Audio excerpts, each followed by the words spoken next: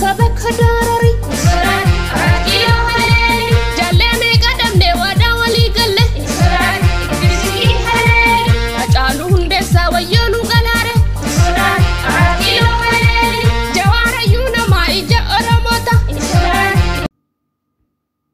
ashama arkafuni assalamu alaykum warahmatullahi wabarakatuh kabajamtoota jaalatamtoota maatii dhanko akkam jirtan nagaa bagana jiraatanis yaadeen jira waroonni mootiyyuu haaraa gara chaanaala kiyyaa dhuftan maatiin haa ta'u inni raanfatina wantoota gadhiiftu wantoota boonsaa keessumaayyuu yoo Oromoon bilisoomte jette sirboota jaalalaa kan isin gammachiisu kan isin bashannansiisu simbiraan geena simachuudhaaf maatii keenya ta'uu qabdanii egaa nuti immoo istiidiyoo mataa keenyatti irratti hojjanna malee istiidiyoo ormaa irratti hojjannu jechuudha kanaaf aarsaa guddaa nu gaafata akkasiin maatii nu taatan nu gaafata sirba jechuun waa baay'ee aarsaa guddaa qaba akkuma ol bayanii akka taasisan kanaa miti baasuudhaaf iyyuu baay'ee rakkatta waa baay'eetu jira sinigalee waa baay'eetu jira sirba tokko simbiraan gahu jechuudha kanaaf maatii keenya ta'uu hin dagatinaa sin jechuu barbaadeeti har'ammoo waan jajjabaa qabadhee sinii dhufe jajjabaa jechuudha warri maatii keessaa tan laayikii godhuu hin dagatinaa wanti jajjabaan qabadhee dhufe Keelloo Miidiyaa fi OMN jedduu maaltu jira sababa maaliitiif uummanni keenya burjaajayaa jira uummata maaliif burjaajeessanii ka jedhuun qabadhee dhufe yaada mataan koo qopheesse malee yaada biraati miti I don't know sin itti amanuu dhabuu dandeettan isin immoo tuyyuu isinitti dhagahamuu dhabuu danda'an garuu baay'ee natti dhagahame sababii natti dhagahamee fi uummanni Oromoo kuni an Oromoodha jedhee qabsoo bifa tokkoon jalqabee jechuudha akkuma san bifa tokkoon hagammaatti itti fufaa jira jechuudha garuu warri lama godhuu yaadan kuni maaliif barbaachise tokkoffaa Keelloo Miidiyaan gara fidee hin beekne citisan baasee jira eega Keelloo Miidiyaan baasee OMN maaltuyyuu akka jechisiise Farhaan Abdulsalaam hoogganaa OMN maalin ummata burjaajina lammata fidii irra kaayuun nama barbaachise I don't know isaan qeeqaa hin jiru baay'een kabada baay'een jaaladha nama qabsaa'aadha nama qabsoo Oromootiif baay'ee aarsaa ta'ee jirudha oduu abdiin kutini qeequu osoo hin ta'initti maaliif barbaachise maal keessayyuu fixatan rakkoo qaba maa akkana jetteedhani keessayyuu fixatan rakkoo qaba kuni waan hin taane uummata Oromoo irratti raawwatamaa jira jechuudha qabsoo bakka lamatti qooduu yaaddanii jechuudha qabsoon uummata Oromoo takka malee lamaa miti daandii takka qofaan deemaa jirti sunis daandii dhugaa daandii bilisummaa akkasitti qabsoon uummata Oromoo garri deemaa jirtu faallaan ta'ee jira jechuudha garitti amanu garitti goru dhabee jira jechuudha uummanni Oromoo wanti beekuu qabu daandii haqaa qofa filachuudha daandiin haqaa kami jedhee filachuudha malee uummanni Oromoo keessa baasu sun akka jedhee kun akkana jedhee akkanaa jechuudha akka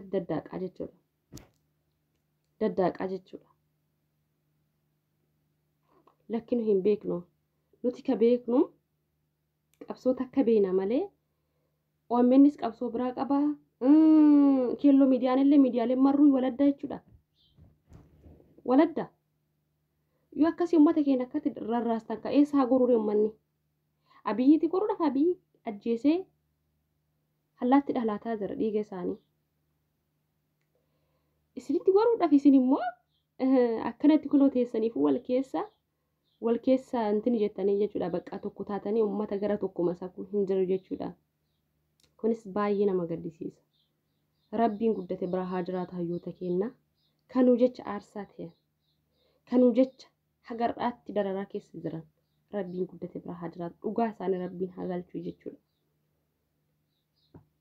kanaafi uummanni keenya wanni garaagaraan daddaa'iqanii osoo hayyuu qabdan gantuu jala guluftaniif hin jiru gantuu jala hiriirtaniif hin jiru jechuudha dhugaan daandiin dhugaa kama hayyuun kaleessa isinii baasesan ka biraa hin jiru. Miidiyaa tokkottis amantanii akka yaada keessan hin jijjiirre jechuudha isinii galee. Sanan isiniin jedha namatti dhagama. Callisuufis dhiiga Oromoo qabna. Callisuufis aarsaa hamma dandeenyu tokko nullee kafalaa jirraa jechuudha uummata Oromootiif. Sababii Oromoo taaneef aarsaa Oromummaa keenyaa hamma nu ga'e tokkoon hamma dandeenyu tokkoon saba keenya bira dhaabbachaa jirraa jechuudha. Yoo garuu akkanatti isin burjaajestan kana akkamitti callifna eessatti gurra ka jennu nutti gaafii ta'a waan ta'eef eessa gurra akkam taana ka jennu gaafii nutti ta'a waan ta'eef akkamitti callifnee isin laalla. Callifnee isin laaluu hin dandeenyu jechuudha. Kanaaf uummanni keenya uummanni Oromoo waan miidiyaaleen jedhan laaltanii inamanina itti jechuu kiyyaa miti. Dhugaa akka ta'e isin hin beekta waan ta'eef dhugaan eessa jiru eessa akka jiru hin beekta waan ta'eef daandii dhugaatti amanaa. Sila OMN itti amannamoo keelloo miidiyaatti amannamoo amma OMN kan gadi baase wanti kuni sobaa uummanni Oromoo sobaan qabsoo isaa hin jalqabne dhugaan jalqabe uummanni Oromoo dhugaa qabaa jedhee baase. Keelloo miidiyaan illee uummanni Oromoo dhumiinsi uummata Oromoo itti fufuu hedaa bifa kanaa yoo ka deemu taate qallichi kun akkana yaadee jedhanii nu baraan ga'an jechuudha. Haya amma ka OMN kana amannamoo ka keelloo miidiyaa kana amannamoo akkami dubbiin wal jaalachuu fi wal jibbuun isaanii miidiyaadhaan lamaan kana waan biraati. Qabsoon Oromoo garuu bifa tokko qofaani malee bifa dhibbaanii miti. Isinii galee ani kuni gaafinatti ta'e jechuudha. Kanaaf uummanni Oromoo daandii sirrii ta'e filatee deemuu qaba qabsoo isaa jala malee miidiyaan sun akkas jedhee miidiyaan kun akkana jedheen nu baasaan jiru natti fakkaata akka mataa kiyyaatti jechuudha. Kanaafi uummata Oromoo maaliif burjaajessuun barbaachisee maaliif bakka lamatti qabsoon lama jira. Namicha tokkotu waa isinitti ma dhageeffadha. Namicha tokkotu iyyuu amantii musliimaa irraa amantii kiristaanaa irraa gara amantii musliimaatti dhufe. Dhufee jennaan warri ollaa isaa hin salaatan ganama hin rafan jechuudha. Inni mootu hin salaataa ganama maraayyuu masgiida dhaqaa jechuudha. Ollaa isaa sallaalee jennaan hin salaatan. Maal jedhe dhufee sheeka isa sallamsiisan bira dhaqee sheekaa ani hin taane amantaan kiyyaa jedhe irra deebi'etanii na sallamsiisuu qabdanii jedhe maaliif jennaan warri ollaa kiyyaa kun ebaluun hin rafane ani maaliif ganama maraa ka'ee salaadhaa jedheen jedhan. Jennaan ilaalaa bakka kana dubbii kan argitanii jennaan namichi kan kee sirriidha ka isaanii sirrii miti jedheen. Namni sun akkamitti yaade amantiin kuni amantii musliimaa kun lama jiratti yaadee jechuudha. Akkasitti yaadaa jiranii jechuudha OMN fi keelloo miidiyaan jechuudha. Maaliif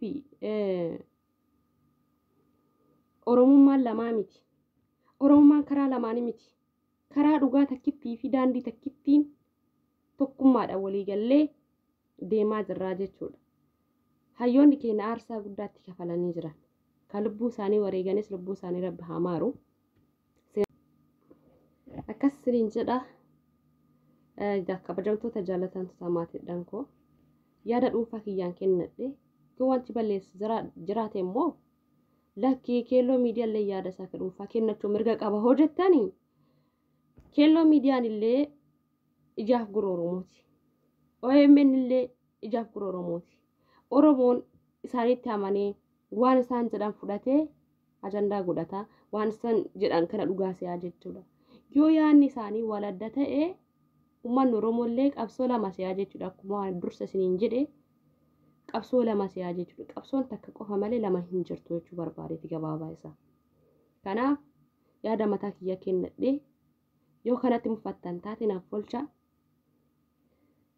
Video like gochuu hin dagatinaa. Nu jajjabeessuu hin dagatinaa.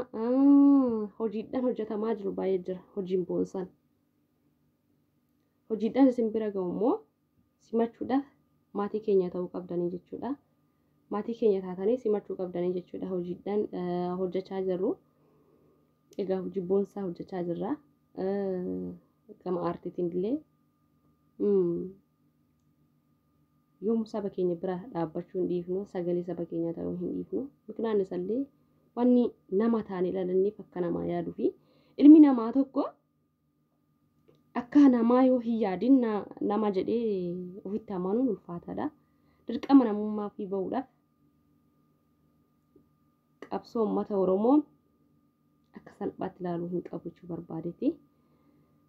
Sanii fi ulfaadhaa kabajamaa waan hagammaatti viidiyoo kiyya wajjin turtii gootanii fi singalateeffadha. Akkasitti wanti amanuu qabdan tokko sammuu keessan gaafadhaa malee miidiyaaleetti amantanii akka mataa kiyyaatti iccitiin gadi ba'e sun qaallichi akkasuma yaadaa jira beeka.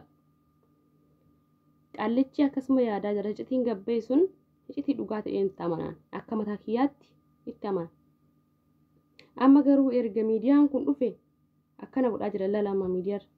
Kun dhugaa jedha kun soba jedhaan diinonni keenya soba jedhanii namni keenyallee hin jira. Yaa saba keenya gaali akkanuma akkasitti isinitti dheeressee jiraan garuu baay'ee yaaree nagaan naa turaa. Viidiyoo itti aanutti immoo waa'ee maallaqaa ijoolleen na gaafattan hin jirtanii viidiyoo sanarratti maallaqni sun kan biyya eessaa akka ta'ee fi maal akka ta'e qabadhee kan isin dhufu ta'a. Nagaan naa turaa galatoomaa. Bye.